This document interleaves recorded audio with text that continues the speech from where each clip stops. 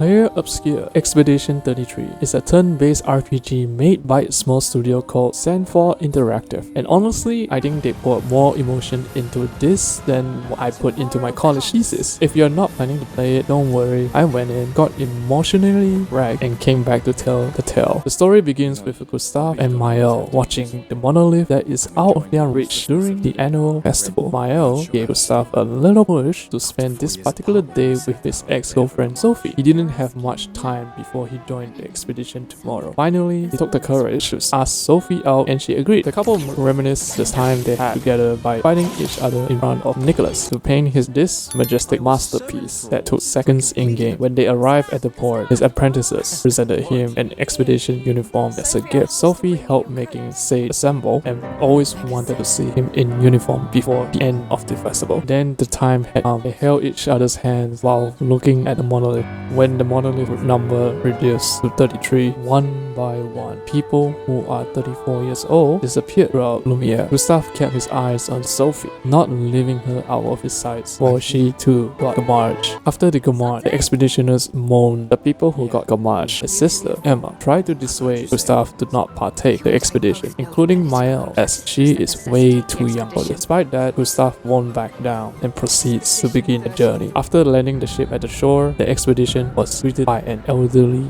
man. The group was confused by his presence and inquired about how he was able to age until...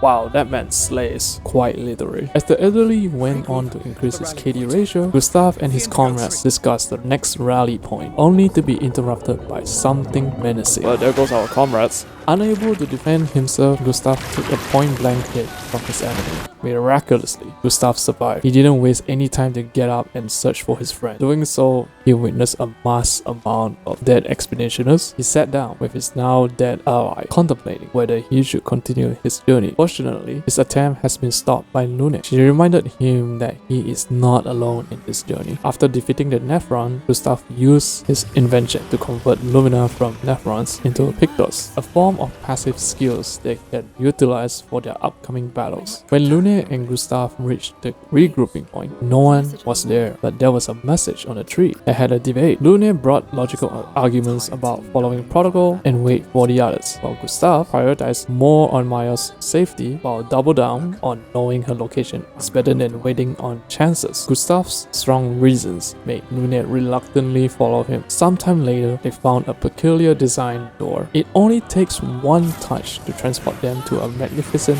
manor. From there, Gustav managed to find Mael in a study room. Mael couldn't believe her eyes, questioning herself whether Gustav is real. The two hugged each other in relief and glad they survived the onslaught until... Oh, well, hello, are you friendly? Okay, bye. The group later discussed their next plan of action after leaving the manor, and here comes Noko. It made a grand entrance as if it was a professional wrestler joining the battle. Mael explained Noko is a merchant who loves to fight anyone. Lune was fascinated with Desroach, which Gustav reminded her their mission where they have no means to get there. However, Noko knows a solution that could assist their journey. The solution lies in their Jethro village, a Jethro named Golgra. Back at the camp, the group has access to upgrading weapons and Pictos with Curator on their side. Gustav went to check on Lune, who is excited to visit a Jethro village and learn how this world works. At the Jethro village entrance, Jethro called Karatom sees them as Nephrons, eager to have a fight. Even though the expeditioners tried to explain to avoid misunderstanding, they were left with no choice but to fight. After beating the Karatom, he was convinced our heroes have a chance to meet their chief Golgra, the best fighter there is in their village. Golgra respected our heroes for beating the invincible. Gustav asked for a solution to travel across the sea towards the Painters. To the group's surprise, the previous expeditioners also met and asked such requests from Golgra. She recommended them SKA. However, to meet SKA, they have to win a fighting tournament to prove their worth to receive the password as per Jethro's tradition. After getting some W's in the tournament, the group reunites with Seal. Defeating Seal led the group to become the champions of the tournament and receive their password from from Gogra as a reward. During the discussion at the camp, Mayo entered state of mind where she was in the white-haired man and young woman's presence. The white-haired man blamed and warned her that her existence is the reason of this mess. He wanted Mayo to bring her friends back to where they came from and let the Gomash take them over. She swung her blade, dispelling the nightmare she witnessed, only to find nothing but air. Friends realized something was wrong and checked on her. Lune asked for more details while they are fresh, but Zio and Gustav suggested she was to provide them tomorrow, which she didn't manage to do so. They arrived at the entrance of Eskier's home. This is the first time where Gustav really showed his commitment. Turns out there is no password to begin with. Gustav, being a kind gentleman he is, tried to apologize to the Jethro. Mayo told him that Jethros are bound to forget, so it really doesn't matter whether he apologized or not. Eskier arrived to enjoy his spa session and the group asked for his help. In order for Eskier to help them, he needs Flory, a rock that was in Francois' possession. Just when you thought that we have to get out of our way to fight in the Nephron's infested territory, Francois was literally next door. Over to the next room, there was nothing but a big rock. An angry turtle who wants to be left alone. It let out a battle cry, refusing to give up Flory. The group was confused whether they should fight due to its state. It may not look like it, but this turtle demolished me into small rocks. After having a rocky battle, we went back to Eskier to present Flory, which turns out to be a normal rock. Francois tricked our expeditioners and informed them Flory was located at Stone Wave Cliff all along, so they decided to head there. Upon arriving at Stone Wave Cliff, Eskier could sense Flory was nearby. Mayo asked a good question about his usefulness, to which Eskier answered,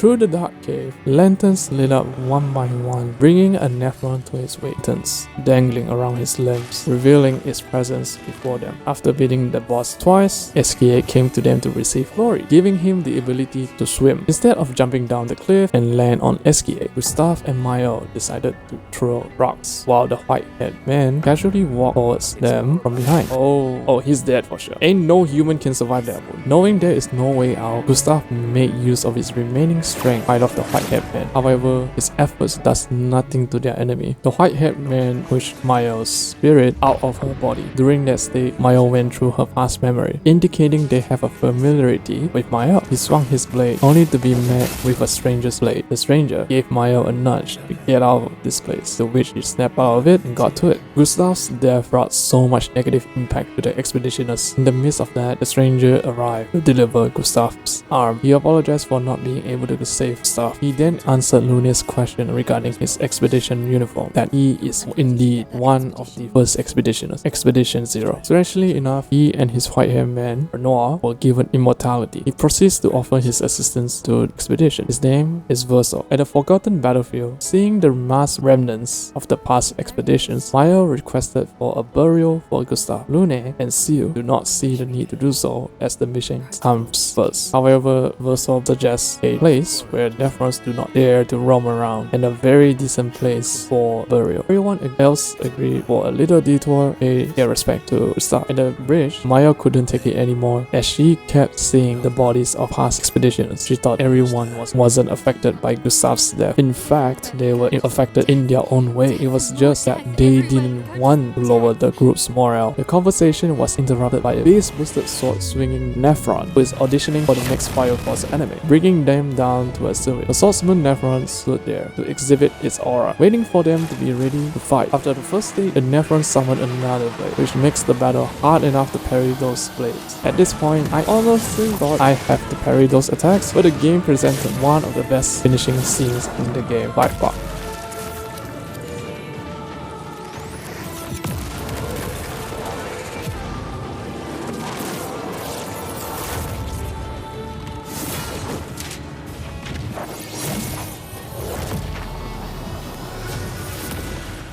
Verso was impressed with how Expedition 33 holds up against the Nephron. Seal and Lune reminded Maya of their purpose, to continue the path made by previous expeditions to reach their objectives. Upon arriving at Crimson Tree, Maya placed Gustav's arm under the massive crimson tree. Verso approached an existing grave that houses one of the members of Expedition 0. Maya and the others paid their respects. It was a rather short-lived for Gustav in this journey, but the things he had done for them as a brother, a friend, most importantly, a father, they made made their oaths to end the painter and save everyone. Back at the camp, Verso recommended the team to take a little detour to recruit friends from Monocle's station to increase their chance of success to defeat the painters. But before they get to the painters, they have to destroy the painter's heart. The heart creates a barrier made of chroma that will erase anyone who touches it. The problem is that Verso doesn't even know what the heart looks like, and it is located at that old Lumiere. Our heroes arrive at Monocle's station only to be greeted by Monocle's sneak attack on Verso, checking whether he still have his edge. Seeing his friends and Esquier, he decided to test their strength by himself with one of the sexiest jazz songs there is. They really go hard on this one. After defeating Monaco, his son Noko came to warn them of a nephron called Starlight. Monaco used this as an opportunity to further test their capabilities. However, Verso could tell his intention and proceeds to fight. Once the battle ended, Monaco went to grab a leg to unlock an ability to transform into the nephron itself. Monaco was convinced that the group is capable to handle themselves. He asked what their mission was, and that led to this rather straightforward negotiation. I will never join you again. There will be a lot of fighting, though. Oh yeah, that's true. Yeah, it's true. There will be a lot of fighting. Exactly. Count me in then. Good. Good. Good. Good. Yes, good. The old Lumiere was filled with nephrons. They felt appreciated for the fracture, or else their civilization could have been ended. To create a path, Monaco transformed into a starlight to destroy the building, which separated the group into two. As Lumiare's group trying to find their friends, Seal managed to find a rock that is similar to Esquier's rock. Seal questioned Lumiare's decision to cooperate with Verso. Lumiere made the point that they do not know much about this realm. Seal gave her concern on Verso's intention. To this, Lumiere began to ask Monaco more about his relationship with Verso along with the expeditions Verso had worked with. Monaco seems to be unable to recall his past. Strangely enough, Lumiere finds a record from Expedition 58 that the giant statue before them is called an accent. Then the record tells her of an urgent information that could threaten Mael. Meanwhile, on the other side, Mael, Noko, and Verso began their journey to meet up with the others. Mael mentioned the place reminds her of home. Verso's expression seems to reinforce her thoughts. After some battles, Verso seems to vanish, leaving Mael to herself. She continued moving forward to find a mansion. The door opened to reveal a faceless woman. Verso made use of Maya's presence to open the door all along. The white-haired man, Renoir, and his family came to the front door. Renoir wanted to protect his family, while Verso wanted to end this. Fortunately, Expedition 33 didn't choose to fight Verso while they were having an argument when Renoir was literally in front of them. Look at Renoir's confidence. The amount of aura he is to every single pore from his body. Despite the struggling battle to beat Renoir, there is barely a scratch on this man. He summoned a large face booster spell, taking aim on our heroes. To their surprise, they survive at the cost of Noko's life. The masked woman passed her memory to Mael with physical touch. Mael asked for her name, to which she didn't reply and disappeared with the house. Back at the camp, Seal gave Esquier his second rock. The group asked Verso further about his relationship with his father, Renoir. He doesn't intend to discuss this matter as it doesn't concern them. Lumiere and Seal find that such omission makes it difficult for them to trust him. Meanwhile, Monaco is mourning for his son, Noko. Lumiere tried to cheer Monaco up by asking for confirmation whether Jethro can be reincarnated. Monaco confirms that rumor, but such practice won't bring all of Noko back. Noko will be different, the old one will be gone. Verso gave his condolences to Monaco and told the group that the painter's heart was in the manor. With the path out of the way, Lumiere interjected that Verso knew another way. This is coming from Expedition 58's journal they had found earlier. Verso was against this idea, but they were left with no choice. So the group went and asked the creator whether they can create a weapon to destroy the barrier. In order to create such a weapon, they need two Accents hearts. Accents are much bigger, stronger, and harder to kill than nephrons. Verso knew 3 Accents locations while cautioning them to be careful, but they only need 2 hearts. One of the Accents located at a high mountain, which is out of the options. One of the 2 Accents that we located has been founded by Expedition 69. The theme of the accent is Mars. While the group is discussing their worries, the world turned dark. A spotlight revealed an ominous figure. A nephron with a bunch of masks around its body welcomed them to the Accent's territory. It invited them to the Visage chamber and gave them 2 options. Either they go directly to the Visage or explore the other areas to find their masks. There are 3 masks during the exploration: sadness, anger, and joy. Defeating these masks weakens the accent. Reaching to the end of the chamber, the accent reveals itself to our expedition, giving them a nice orchestra of masks and bodies of past expeditions. Seal picked the mask, triggering a flashback of her past. Finding against the Visage, the nephron from earlier came to pick up a mask mask from the aftermath, then gave a lecture about the mask before equipping it, revealing that it is the real Axon. When the Axon was reaching to its end, it summons an army of masks, forcing themselves to our expeditioners. The expeditioners struggled to pull their masks off, all except for Seal. This proved that Seal had been wearing a mask all this time. Deep down, she was in pain because of the mask, came to accept her flaws, and used this moment to pull the mask out of the mask keeper, defeating him in the process. Verso came to examine the disappearing Axon, coming to a conclusion. This Axon represents Verso based on how it acts and thinks. When they presented the Axon's mask to the creator, he gestured Mael to present the item. Mael did as it told. During the process, Mael sees Renoir in the curator. With the first heart provided, they move on to the second Axon, the Siren. Don't get too into her dance, or else you will be drawn into her seduction. And so the expeditioners lock in. Same procedure as the first Axon. This time, we have to destroy Siren's wardrobe. I struggled to win this battle because I didn't get used to the reacting such speed. After clearing up Siren's wardrobe, I proceeded to fight against the Axon. Let's just say she gave an interesting performance to die for. After the battle, Irene inflicts the expeditioners with her charm. Lune seems to be unfazed by her charm. Seeing Lune unfazed by Siren's charm, the Siren picked her up, seemingly found someone worthy for a long time. Lune channeled her negative power from her emotions to counteract Siren's charm, defeating it in the process. With that, the Axon dropped Roma Dance Cloth. Maya presented the second heart curator. It was later shifted into another reality. A faceless woman approached and gave her a warning of her own. After getting out of the nightmare, the curator finished creating a sword built with a dense amount of Roma from the two Axon's hearts. Now that they have a barrier breaker, the group morale was improved. Seal saw this opportunity to celebrate by revealing Eskia's endless amount of wine. That isn't the kind of drink I would order from, even if it is a vintage. As Verso stared at the monolith, Alicia came to his side. She gave him a letter. He reached out to remove her mask, telling her that she should not be afraid of her current looks. Renoir came to ask Verso, are his friends ready to pay the price? Break out of this prison. They arrived at the monolith, watching the giant paintress sitting with her arms over her legs. The expeditioners tried to attack the paintress, but none of the attacks leave any scratch on her. Maya began to realize this isn't the real paintress. They shifted into a different reality. The faceless woman confirmed Maya's suspicions by burning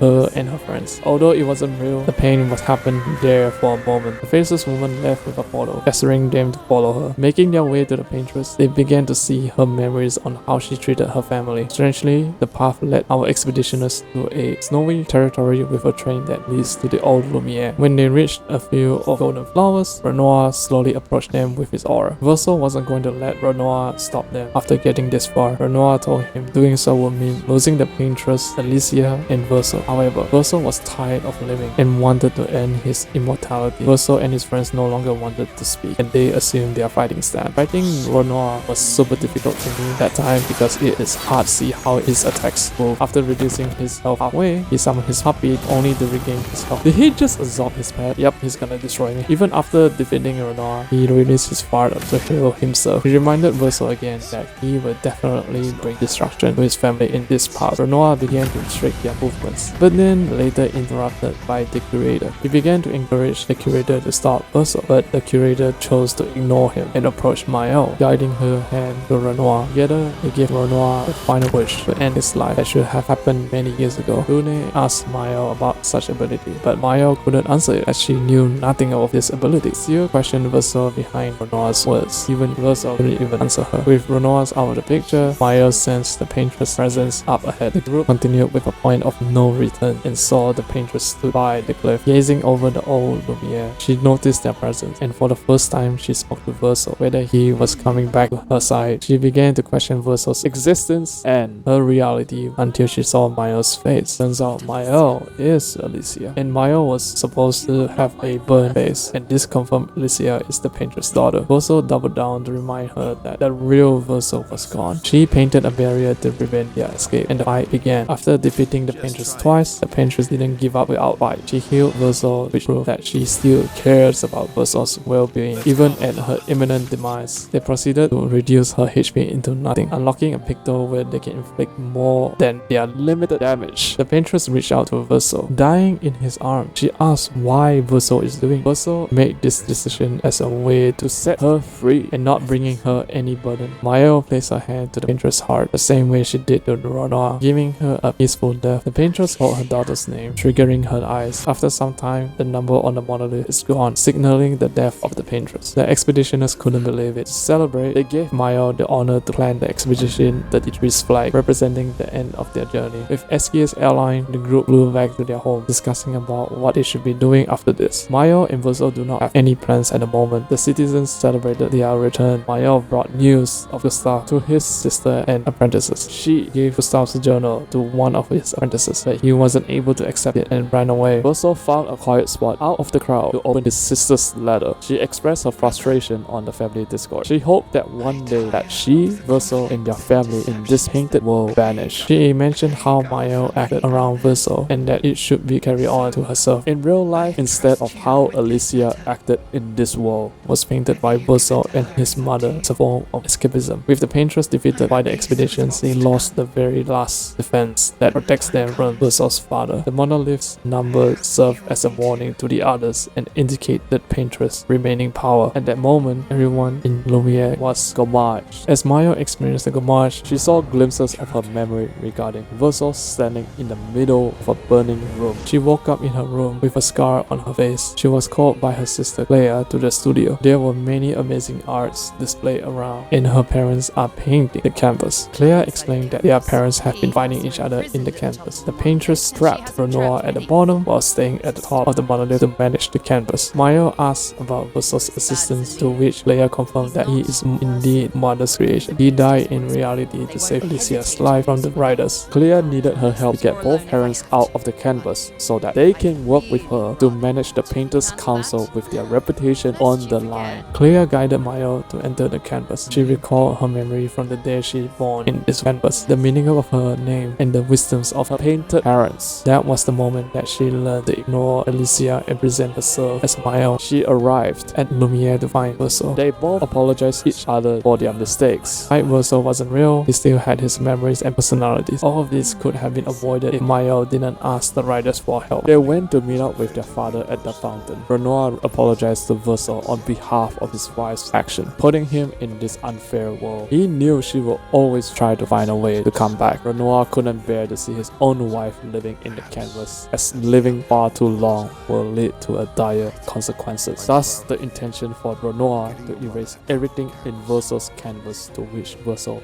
agreed. Mayo didn't agree with their terms, as she wanted to preserve this canvas. Renoir was disappointed in his daughter's decision. He later summoned the Nephrons around Lumiere, inflicting the gommage on Verso. Mayo made use of her paintress' ability to prevent the gommage. Fortunately, Esquire arrived to pick Mayo and Verso to escape. Before Mayo could escape, she gathered what remained of her friends who were gommaged. Back at the camp, Mayo practiced her ability as paintress to bring back her friends. While Verso guided Mayo to use a paintress, he informed her that their father created the accents. The siren represents their mother, the mask keeper represents Verso. Mayo managed to find her groove and brought back Lune and Seal. Mayo explained to them her origin and relationship with the paintress. Lune was able to accept Mayo's explanation, but she wasn't so happy with Verso since he knew this is going to happen. Seal asked whether Mayo can bring everyone back from the command. Mayo would need chroma to make it happen, but her father holds the entire chroma in this canvas. She couldn't do it. Lune remembered and informed Mayo that the past expeditioners that were killed by Nephrons still possessed the chroma they needed. Said chroma can be extracted, but its purity won't be sufficient to do what they need, although they can be used in another way for this one last expedition to save this canvas. When the group landed at Lumiere's port, Mayo told Esquire to stay away from her father to avoid getting erased. She summoned her army of expeditioners, armed and ready to create the future they wanted for their people and protect this canvas.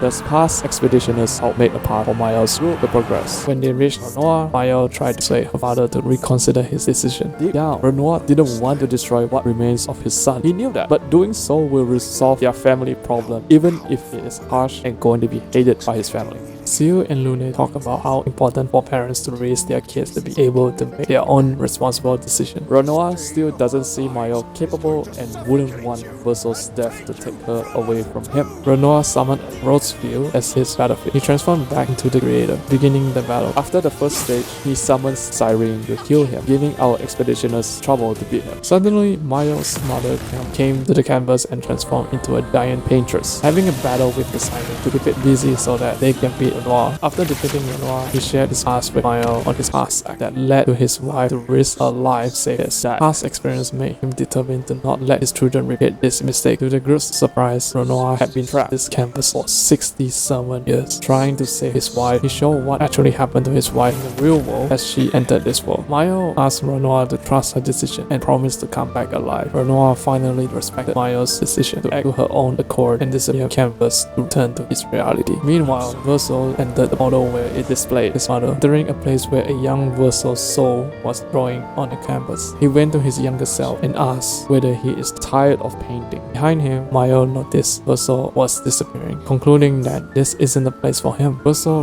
reprimanded Mayo that she lied to her father and knew Mayo couldn't stay in this canvas any longer and would end up like her mother. Mayo wasn't happy with her reality. She can't speak and wasn't confident with her looks. Verso chose to ignore and attempt to stop young Verso. They both persuade each other to stop and rethink their actions, leaving them with no choice but to fight each other. This is the deciding factor of this game's ending. Choosing Mayo would mean the canvas will live on and she will end up like her mother as she is still in this realm. Choosing Verso, however, will mean the canvas will be destroyed. Mayo and her family learn to accept Verso's passing, letting time to heal their wounds and relationship to move on. And this is the end of the expedition. My apologies for a long video. I wanted to try different methods on making videos. I hope you guys enjoyed this video. Let me know what I can improve on, and if you do enjoy this video, please do like and subscribe to my channel. I hope to see you again next time. Tomorrow comes.